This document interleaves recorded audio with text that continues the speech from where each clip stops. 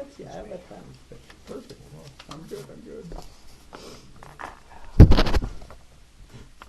I'm still working. Sorry about that. You're fresh. I I know, yeah. Wah, wah. Okay, we're at 5. Okay, I call the meeting to order.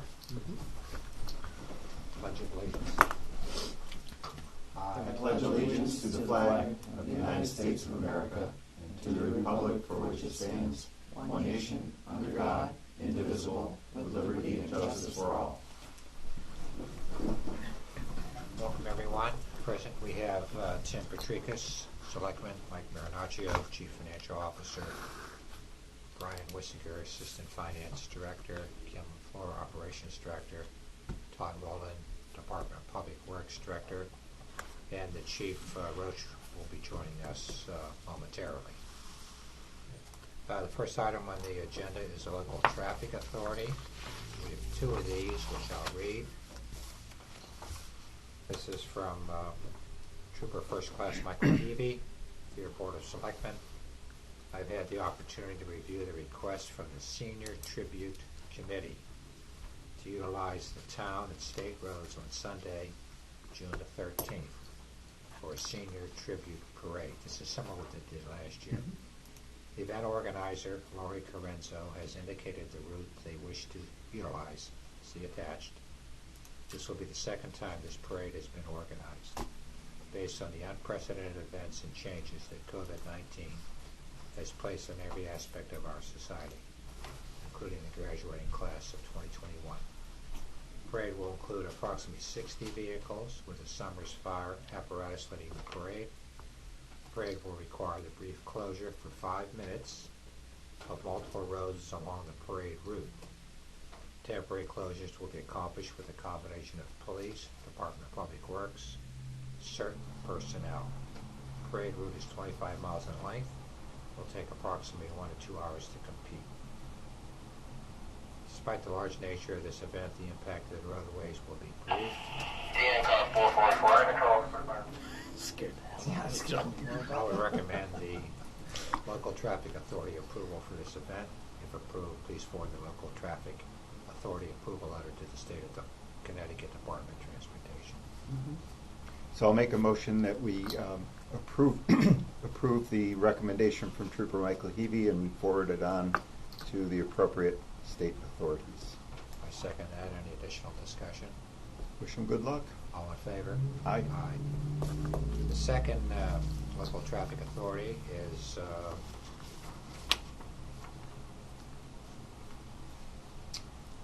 this is from Christopher Duchesne. Good morning. We are receiving this email because you have been identified as a local traffic authority for your town. The South Windsor Police Department has submitted a plan to the Connecticut Department of Transportation for a road use permit as outlined below and attached for a charity motorcycle ride in honor of the South Windsor Police Department Sergeant Matt Malinari on Sunday, July 25th. We plan to leave Old School Harley at 11 a.m. The proposed route for this ride involves roads within your community. There will be a police escorted ride. It is anticipated that the motor officers will be able to provide sufficient traffic control for the event. So any additional help that you or any of you could provide would be greatly appreciated. We are seeking your concurrence. The proposed route is acceptable. I had Mike Levy review this, and he said, I review the request and find no issues with this route, date, or the time. I am in favor of allowing it. Make a motion we approve the request for road closures related to the route on Friday, that was a Saturday, July? Sunday, July 25th. Sunday, July 25th, as proposed. I second that. Any additional discussion? All in favor? Aye. Aye. The next item is the Capital Clean Cities of Connecticut application. Todd, you want to lead us through this, please? Yes, we're requesting the board approve the town of Summers joining the Capital Clean Cities. What this is it's just a pledge on our part to move our fleet toward clean energy, whatever that may be, electric, propane, alternative fuels. There is no cost and there's no commitment on our part. It doesn't commit us to doing anything other than looking at clean vehicles when we look at building our or changing out our fleet. The benefits of it is that they can do a cost-benefit analysis of all of our vehicles whenever we're on our 10-year rolling plan that we have for the fleet. We can send them, this is what we're looking at coming up in the next 12 months to 24 months. What would you recommend if we want to look at alternative vehicles? And they will do a cost-benefit analysis for free. So there really is no downside that we can see. This is kind of in the line with, we expect the infrastructure bill to go through Congress in some form or fashion and be getting some money for that. And there is a big push to move towards clean energy in the fleets as well as in the buildings, but that would be something else. This is just fleet specific itself. So you actually forecast us down the road to be having clean, energy efficient, all vehicles, including fire department, as well as... Well, in time, the challenge with the fire trucks, plow trucks, is the technology, particularly battery technology, is just not there yet for that kind of use. For or light charging fleet, stations, for that matter, right? well, we're looking at charging stations around town as well. There's a lot of money available to put level 2 chargers at different buildings within the town, both for municipal consumption as well as public consumption. So that's something we're also looking at. So I was in that meeting with him, Yeah. and an individual from the capital cities. I mean, they're a conduit to finance, to getting not loans, but grants. They're also an independent information clearinghouse where you find out what's going on in terms of the industry and what might or might not be good. Like Ford just came out last week with an electric Right. F-150. They pledged that their fleet is going to be all electric in 15 years. So, I mean, Todd and I agree that we have to start looking at the infrastructure. You build it and then they will come. I mean, the railroads did not cross the country until the tracks were laid. So, we're not going to be able to have a electric fleet unless we start now planning for electric charging stations. This is part of the infrastructure bill, too, right? It's part of the infrastructure bill, but it's really augmented heavily in the soon to hopefully be passed the infrastructure. It's also in the American Rescue Plan, Right. parts of it. So we could get some significant funding to help us get in that direction. And that's a good point. The funding is key because there's hundreds of grant opportunities out there. You need to live in that world and talk to all those people to really be aware of them. We're not. That's the nice thing about this. He's putting us on a mailing list once we join, and will keep us apprised of things that might be right for Summers as we move forward. So, and again, there's no cost and there's really no downside. Well, we're pledging to try to move in that direction. We're not beholden to anything. Yeah, I'll make a motion that we follow the recommendation of the Director of Public Works and sign our town up for Clean Cities of Connecticut. I second that. Any additional discussion? When we do the next mailing to the residents, the one that you put together, Kim, it'd be good to put an article on this in there that we're Connecticut, that way. Summers Connecticut magazine, Yeah. talking about? Yep. Okay. This Not would be a good bad to put idea. in there, yeah. Just to let the town know we're thinking of that kind of stuff. Okay, that's great. All in I think favor? so. Aye. I will sign this, Todd. How'd you come across this, Todd? We've been looking around. Mike had reached out and said, this infrastructure bill's coming. How can we start looking at things? And we actually talked to a vendor that's on the state bid list for the level 2 chargers for public consumption. Yep. We had a meeting with them, and they gave us some preliminary numbers. And while we were doing that, we learned about the gentleman that is the rep for Clean Cities. So I reached out to him and had a conversation. He came in and did a presentation to talk about if we want to move our fleet in that direction as well.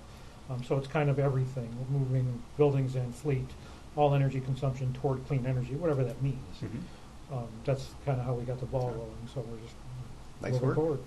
Love it. Thank you. Thank you, Thanks. Todd. Thanks, Todd. The next item is the budget analysis by both Brian and Mike Marinaccio. Yeah, so we did one about a month ago where it was numbers where we stood as of the end of March. We're now 6 weeks later, so we went back, reviewed it, revised our numbers, looked at projections. On the expenditure side, everything is pretty much the same as we were projecting 6 weeks ago. Everyone's holding true to their spending. We're still anticipating the same kind of end of year numbers as of now. The big change in the last 6 weeks comes with revenues. So I went back and looked at my sheet from 6 weeks ago as of the end of March and compared it to what I'm looking at now.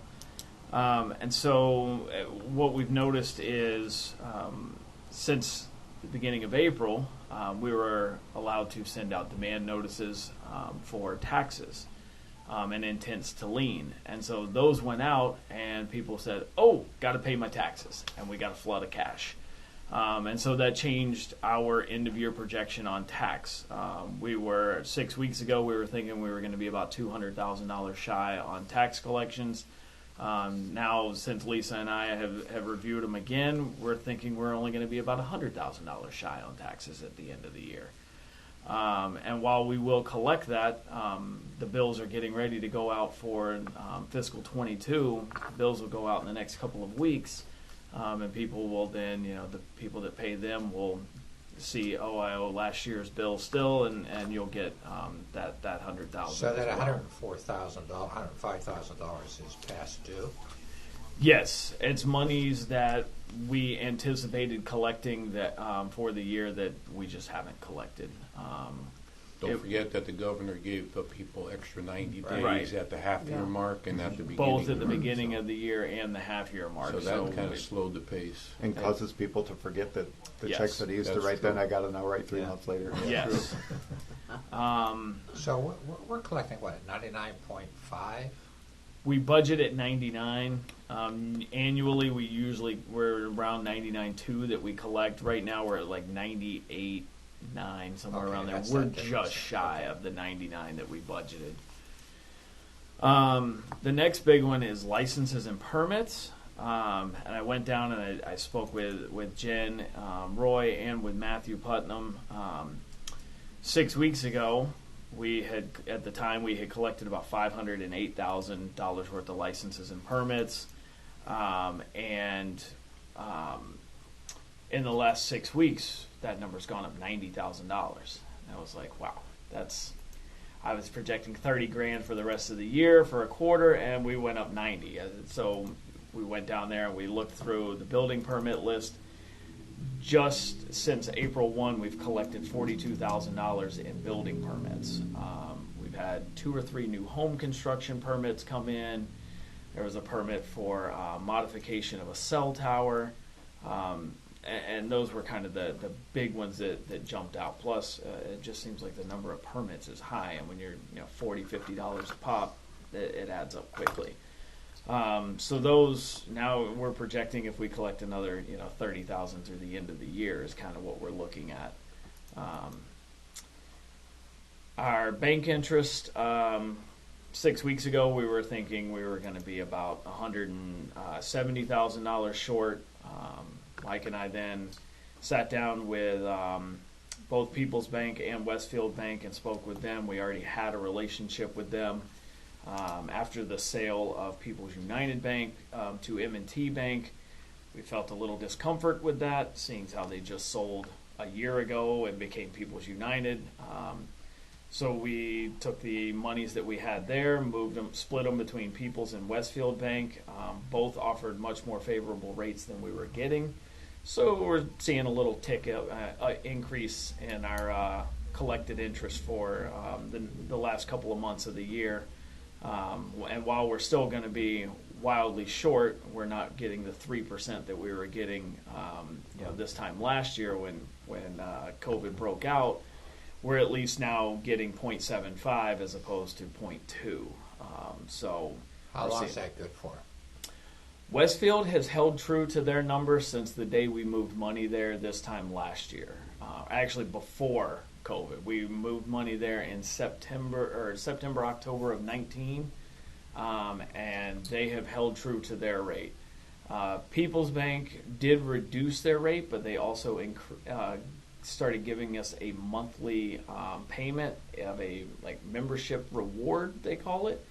And that's been anywhere from $600 to $650 a month that they give us the interest plus they give us this reward. So it balances out to about $750, $800 a month between the two from them. And then Westfield, we're about $1,000 a month we're collecting from them. Whereas People's United 2 years ago, we were collecting anywhere from $2,500 to $4,000 a month, and then they dropped their rate to the basement, and we were collecting about $250 a month. So the change saw, a net gain of anywhere from $500 to $600 a month per bank. So I guess the question I'm asking, they don't give you a firm commitment in terms of Westfield timing Bank on that. has committed to not reducing their municipal rate. And Wow. People's Bank like I said, People's Bank did reduce their municipal rate, but they created a membership reward that basically kept us at the rate. So they both are doing everything they can to Keep the business. and to keep the promise that they made to us when we moved money there. And so it's always about relationships. And then the last one is miscellaneous. We had the sale of the land to Hillsdale College that was unbudgeted and unanticipated, and that increased our revenues there as well. So I don't know if you have it in front of you, if you remember it. 6 weeks ago, at the end of March, we were anticipating a return to fund balance of about $120,000. As of now, we're anticipating a return to fund balance of about $350,000, so a $230,000 swing since the end of March, and all attributed to revenues in reality. I have to look at this. Out of a $35 million projected revenue collection, you're only off by $12,000. That's pretty good. That's pretty good forecasting. Well, in the past, we were once accused of not being able to budget for revenue. Yeah, I understand. It's gotten a little better. Huh? It's gotten a lot better. Well, my compliments. I guess the question I then have to have for the public is, what do we anticipate returning from the Board of Education? They're still holding true to their $50,000 number. So we're looking at about a $400,000. That includes That includes this? That includes their $50,000. Okay, to the general fund. Yep. Pretty good. Anything else, Mike or Brian? Now, that report will be given on Monday night, probably the Board of more Finance, detail yep. to the Board of Finance. So. Okay, Excellent. Thanks. good job, guys. Next item is scheduled payments. Did you get that? I did, so I'll make a motion that we approve the payment authorization in the amount of $500,176.77. I second that. Any additional discussion? None for me. I got used to reading these now. I don't love it, but I'm okay with it. Yeah. And combined with the budget report that says we're on track, helps a lot. So thank you for that. Oh, all in favor? Aye. Okay. Minor issue. We should probably vote before we sign it next time. Robert's Rules of Order is sticking up in there. Speaking of that, the next item agenda is the minutes for approval, which would be for May the 6th. Yep. Make a motion that we approve the minutes as submitted. I second that. Any additional changes or discussion? All in favor? Aye. Aye. Thanks, Kim. Also, we have an opportunity to add agenda items. I think the chief wants to. Yeah, so I sent a request in, so looking to rehire our part-time firefighter EMT. So in recent weeks, Brian Botnitzky, one of our part-time firefighter EMTs, has resigned, moved on to another opportunity. We did have a pending application, and somebody that had left a couple years ago left on good terms for greener pastures. Pastures weren't quite as green as he thought on the other side, and he said that he might be interested in coming back if we have an opportunity. Always brown grass over there. Yeah. Again, he's already qualified. He already knows our trucks and knows our equipment. He can hit the ground running, so it'll help me out, especially through the summertime. He's probably not looking for years and years. He's looking to move probably sometime in the fall, but that'll really help me out until Lieutenant Wheeler comes back and some of the other things that are going on. Good. Make a motion that we approve the recommendation from the fire chief to reinstate Mr. Baylor. Sorry, Oh. that was John Sarnik. Oh, Okay. sorry, I okay. gave you the wrong one. Did I give you the wrong? See, I don't even know why I'm here. I don't know what's going on. I'll amend my motion. Copy and paste. Yeah, John. No, Baylor was that was last the time. other John, one. That John was- Sarnik. I was No, going to say you that don't. name is so familiar. Got it. John Sarnik. Saving you. This one is good. Cue cards, cue cards. Who's got the cue I'm cards? sorry. Make a motion that we approve the recommendation of the fire chief to rehire John Sarnik. I second that. With apologies to Mr. Baylor for not knowing he's already I try to here. keep it interesting, so. All right, all in favor? Aye. Aye, thank you. Tim, additional items to be added? I think Brian had one. I for have us. one Sorry. for a transfer. Thanks, John. This came in a little bit earlier today, and so I wanted to get it in so that we could get it on Monday night's Board of Finance.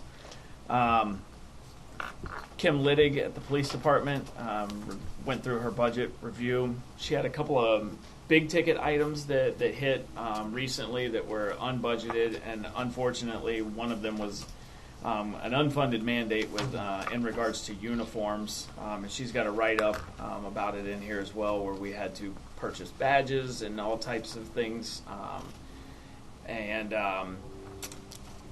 ballistic vests for the new officers when they were hired. In prior practice, they used to come with their gear from the state police. Apparently, they're no longer allowed to do that, and so when we hired them, we had to purchase those as well.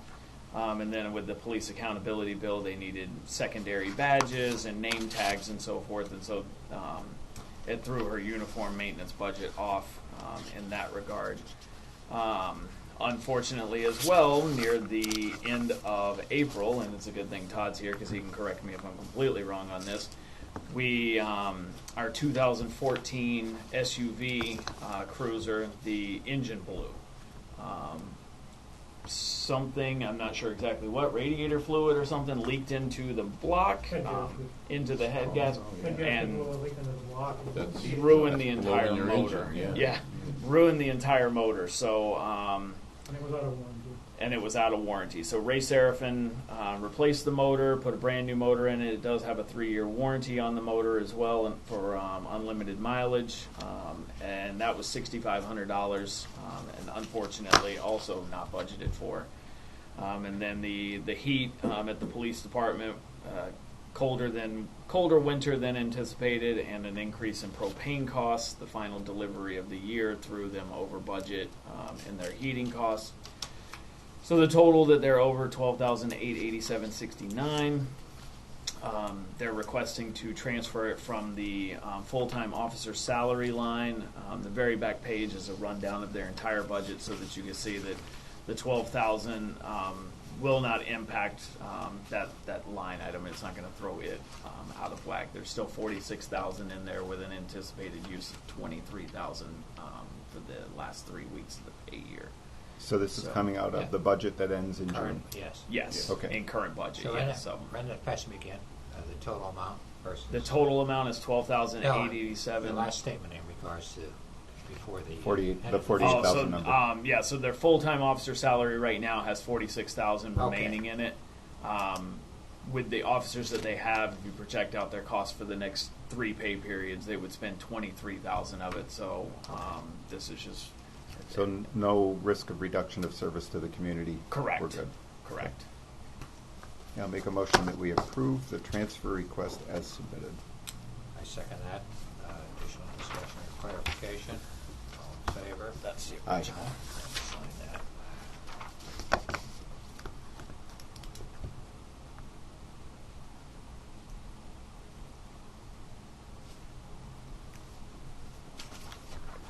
Yep. Any additional items to be added? Yeah, I've got a few. I've got a couple quick ones and one that might need a little discussion. So first one is, Todd, have we gotten any recent complaints about eastbound traffic at rush hour backing up at the lights since people are going back to work and commuting, or is that? Not really. I mean, at rush hour northbound 83 is still Yep. 30 minutes, but the east and west is fine. So 3 south o'clock comes in. is wicked. Yeah, the bad. Well, last, it's it seems like recently going through town either direction, it's backing up to like, halfway back to the Yeah, original fire, yeah. the old fire station, so I just didn't know yeah, if no, we should. I've not heard of anything, and nothing's come through DPW. I don't Since think they made the it's completely, adjustments, Tim, on terms of the timing of the light, I haven't really been aware of any additional. No, I hadn't I've either, seen but it I a thought couple with, times. Yeah. with Yeah. people going back to work and starting to drive again, Yeah. Oh. if we're sensitive to it, maybe we could call the state back if we do hear complaints. But I was just It's curious. just if we do that, we whack the balance a little bit, because the Right. northbound traffic also, and it really stems from if somebody's not quick on the switch or looking at their phone, Yeah. it takes a long time Yeah. to clear that, you know. So I'll just within put it in that 15 category seconds. of people not knowing how to drive. Yeah. Hi, honey. And 3 o'clock. My wife, it's a my wife nightmare. loves it when I say that. It's like Thanks. when First- Ned's truck at the intersection. And then that's, Oh. that's the other. Yes. Second thing, I wanted to just publicly thank Ann Logan for working on the townwide tag sale a few weeks Yeah. ago. Everything I heard was very positive. It was Yeah. kind of neat to be in concert with the other towns, and it was all very positive. So I wanted to publicly recognize her for bringing that to attention and making us part of that.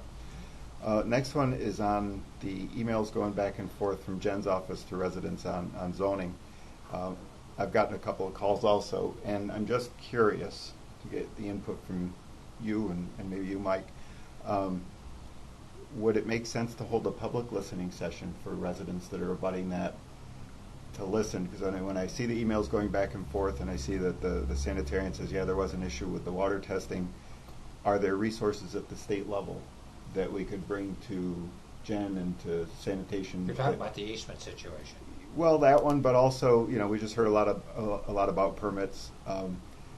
We've got the issue with the Fort Town Fairground and the abutting neighbors. It just seems to be a lot going through zoning right now, that if we could maybe set aside an hour or 2 hours for a community forum on what they want from us.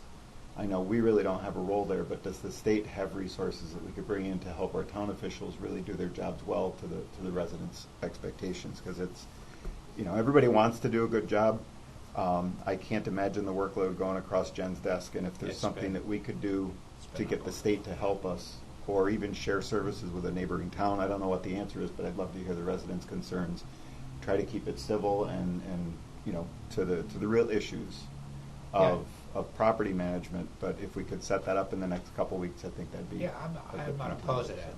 Obviously, these zoning issues have all been very emotional, very contentious, very orientated towards legal aspects. It's been a mess, and we're trying to deal with it with limited staff. But you know, I have no problem opening this up. Well, I just don't limited wanna see staff it- is a real issue, right? Yeah, I don't want to So- see it being a bitch session, because you know. Well, that's where we'd have to moderate it well Yeah. and keep it to the real issues. But if there are real fundamental issues with how applications are posted, how applications are enforced, if there are resources that are available to us outside of the staff that we have today that would help us Yeah. deliver to the residents what they're looking for, I'd love to see if we could facilitate that. So I don't know how to go about doing it, but I just didn't know. Well, collectively. Yeah, I mean, I ask Jen all the time, like, is it something the state can help us with these things? You know, where does it end? You know.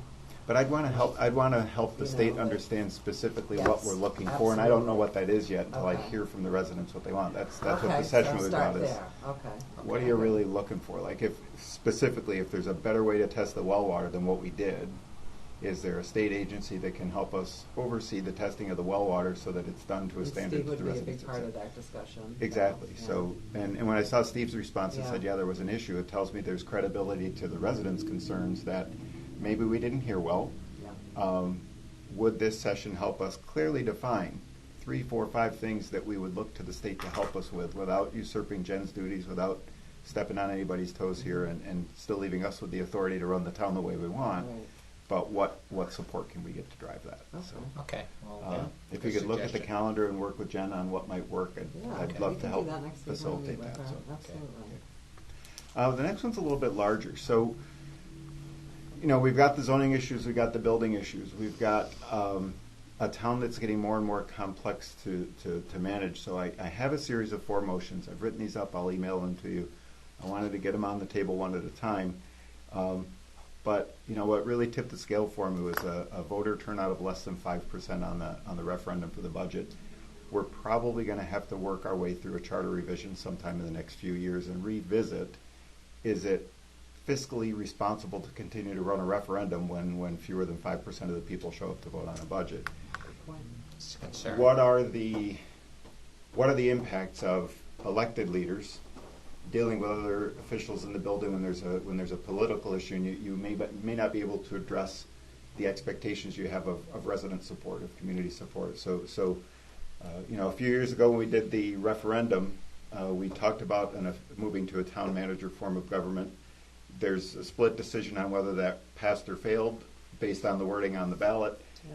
I don't want to go there, so I've written these, and I'd like some time to just go through them one by one, throw them out, and But I want to make a clarification on Yes. that. That motion actually did pass because they counted some wet ballots that were apparently misplaced. So that response from the citizens indicated that by over 750 votes, if I recall, that they were in favor of some sort of manager or chief operating officer. maybe, right? So that's history. So I'm more concerned about what do we do over the next 5 to 10 years to make sure Summers runs well, that we have continuity of government, that we have professional management as elected leaders, and the volunteers that we have. We all have great intentions, but I don't know if we have the education and the day-to-day exposure of things exactly like Mike just said about working with Todd on the clean energy initiative.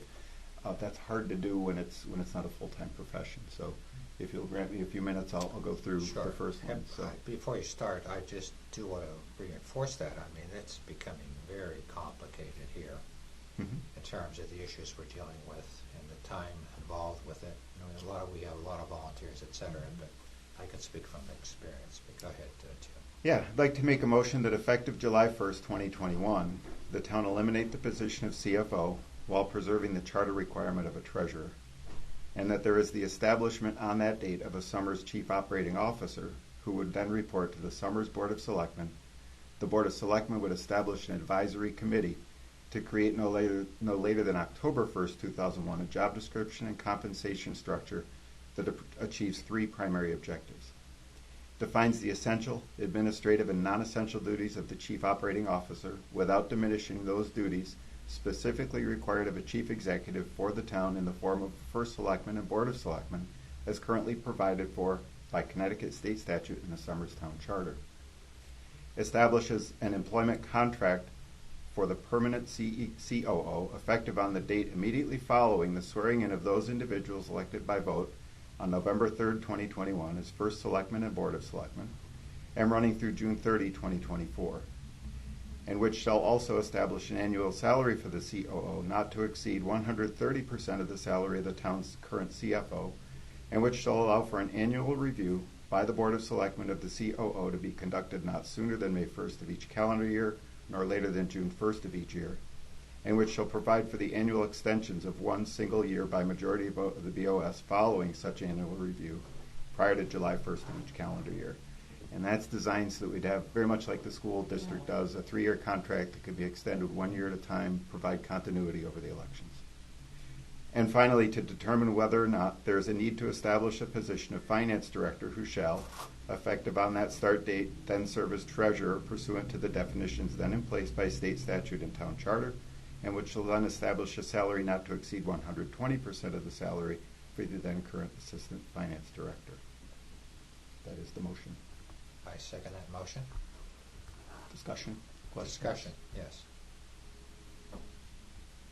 I have none. It's mine. No, I think it's something we should consider, given the discussions we've had, that the job is becoming complex, and I think it's a great idea. yeah, Okay, call for a vote then. all in favor? Aye. Aye. Motion passes. You have a second motion? I do. My second motion is to appoint Mr. Michael Marinaccio as the Town of Summers COO, effective on the start date defined more thoroughly in the previous motion. So that would be effective July 1, and the contract would be effective after the November election. I second that. Additional discussion? I would just reiterate what we heard from the Board of Finance about Mike's leadership in the past, his ability to manage the town, and again, for continuity, I think you've been a resident for more than a year or two. Certainly somebody that the community recognizes as a leader, and I think we'd be in good hands. Absolutely. Yeah, my biggest concern, I've been on the board now over 12 years, but as first selectman almost 5 years, is the continuity. The need to make certain that we retain the people that we have without the fear of basically having something being repeated every 2 years. Which causes issues in terms of personnel issues, Well- morale issues, etc. Yeah, and what was clear from the referendum, Bud, is that the residents want to have a voice in who the CEO is, who's the chief executive for the town. The former That's first not select- going to change. I'm not suggesting we move that. So we'll still have a first selectman. First selectman and board of selectmen will serve very much like the Board of Ed does to strategically set the goal for Mike and hold him accountable, because we then don't have the worry of a political, gee, I can't get mad at Mike because I might not get reelected thing going on, and Mike can hold others accountable for their roles without that same fear with the 3-year term. So I'm so happy. So I'll call for a vote on that. I agree with that. All in favor? Aye. The motion passes. How am I going to pay for this, right? So my third motion is I make a motion that I Exactly. like it. Effective with the conclusion of the current term for the first selectman and board of selectmen, so at the end of this term for you and for me, the salary of first selectman be reduced to an annual stipend of $24,000, paid monthly or by other cadence as may be recommended by the treasurer and suitable to the first selectman, and that neither the first selectman nor the board of selectmen shall be eligible for any increase in an annual salary, cash or non-cash benefit, stipend, or any other good or valuable consideration for their services under the town charter until after the 2023 municipal election for such offices. So we are not allowed, second it, and then we can talk about it if you I want. second. I have some additional comments also. So by town charter, currently we can't reduce the salary of the first selectman during their existing term, so this would take effect at the end of this term and would, the stipend would be payable at least for the next 2 years, because I'm saying in here that you can't raise it. We went through that a year or two ago. We got to be able to fund this. This should be, based on the math that I was able to get from your budget work, we should be net neutral here on salaries if we hit Yeah, I that. think we'll So- be slightly to the good, so we should be able to fund this out of the current budget. Yeah. So yes, from our financial folks. Oh, absolutely. I think we can definitely fund that. I don't see that any issue whatsoever. Okay. Call for a vote. All in favor? Aye. Motion passes. I have a fourth one. I did get feedback from the town attorney, so I've got a fourth one. I'm going to recommend to the Board of Selectmen that we consider the adoption of an ordinance pursuant to the process outlined in the charter that substantially defines by ordinance what I just did in that third motion on compensation increases for those elected as first selectmen or members of the Board of Selectmen. So the motion I made to change the 2021 to 2023 of 24,000 can only be binding for that 2-year period. Correct. I'd like to get out there that sometime between now and maybe the end of August, we consider putting an ordinance together that says that's going to become the way we run the town. That's a good That idea. once you're I elected, like that. for that Yeah. 2-year term, you can't increase it. Yeah. So the theory there is we'd go through a budget cycle. Right. Yep. And if Bud's first selectman at 24,000, he says, I think I'm worth 250, Yeah. and somehow we pass that, No. No, Yeah. no. the town would be able to vote at referendum that they don't think that's such a great idea, and we'd have to go through the budget process again. So the idea would be you bring it up in budgeting. Yeah. The town is well aware of what we're expecting to do with elected officials' salaries, Yep. and then they can approve or decline the budget based on that, and then it would take effect with that next election. So my And we fourth, could actually separate those out within the budget too, Could you pass that to Kim, as a please? separate line item, so that you can see that there was no increases in Kim. elected official and salaries. I'll as email well. that to you if you like. Okay. Thank you, Brian. So that would be my fourth, is that, I second that motion. Additional discussion? Makes me happy. This whole thing. I just lost my thought. I apologize. you were going to call for a vote, I think, unless you were. All in favor? Aye. Aye. No, that wasn't The copy for you, sir. Thank you. That's mine. So what does this mean for Treasury if you're going to move Mike into a new role? So we still have by charter a treasurer. Mike has been nominated and voted on as the treasurer for the next 2 years. That doesn't necessarily go away if his title becomes chief operating officer instead of chief finance officer. He's still technically treasurer. As we move through this, if he evaluates the workload and decides that's not a role he can fulfill anymore, I would recommend that he let us know that as a board. Yeah. We would then probably reconvene with someone from Board of Finance and a community member, just like the charter says, and Yep. find a new treasurer. It'd be no different than Yeah. if he resigned tomorrow. Okay. The title doesn't automatically fall to Kim or me or you. It's like, Yep. well, we gotta go back to Yeah, you square gotta one go back. and find a treasurer. Yeah, So and I believe that whoever would fill that role will fill out the remaining term. So the term always holds true. Yep. It's April, 2 years to April. Okay. And we'd form a committee as we did with Yeah, you. with all Right. the slots. You But I- for that. You know, like as I looked through this and went over it with Carl, I didn't see anything that said that by recommending the elimination of the CFO role, and if Mike got voted in, as we just did, to be the recommended chief operating officer, we wouldn't necessarily relinquish the title of treasurer from him until he looks at his workload and goes, holy crap, I need some help. Yeah, wow, this is Yes. great. Very well And done. we've vetted this with both our labor attorney and with our town attorney. I have, yes. And it's in cooperation with the charter and also with state statutes, et cetera. That's what his reply back to me was. I appreciate your efforts on this, Tim. Thank you. Any additional Awesome. discussion on Really this? awesome. Well, I think the staff are gonna be so happy. You know, I really expect the do. phone to ring. Well, God. I think this is great. Mike, since is you're like a no-brainer. volunteering, you would like any comments? Wow, I'm surprised. But I've always been an advocate of, I've always been concerned with continuity Me too. of operations in town. And that no matter what you've achieved, it could be gone in a flash Correct. if the wrong thing happens. So, Correct. So I'm looking at this as a tool to achieve a lot of goals, to come up with a vision that'll be consistent over the years, over the terms. I would envision this to act almost like in a corporate setting where the operating officer has an overview of all the operations, but always has to report back to the board for their approval. So. Well, and the difficulty we have with just 3 members on the board is 2 of us can't get together and ask about a relevant issue in town, right? Right. With you as a professional and me as an elected person, I can ask you what's going on with the center of town. And Right. it's not a violation of FOI, and we can have business discussions. You can bring it back to the board. We can decide whether or not we have an issue. I know that there'll be independent candidates running for selectmen in the fall. So there's a very good likelihood that we have a Republican and a Democrat and an independent. 2 of us can't get together and help Todd decide what we do if there's an emergency with an issue in town, right? This way, if there's one person that can be reached who's elected, we can reach out to Mike as the chief operating officer and say, Todd needs some guidance, what do you want to do here?